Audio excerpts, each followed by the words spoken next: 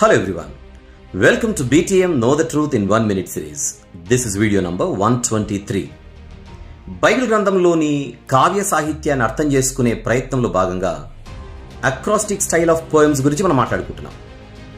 అందులో భాగంగా ఇంతవరకు 119వ కీర్తనపై ఒక చక్కని అవగాహనను తెచ్చుకున్నాం.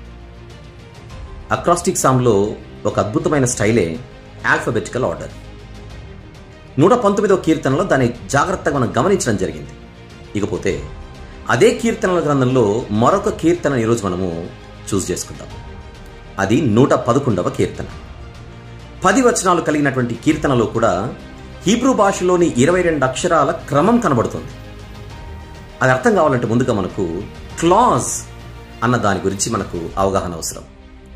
దీని గురించి రేపటి దినాన ఎక్స్ప్లెయిన్ చేస్తాను. Get ready.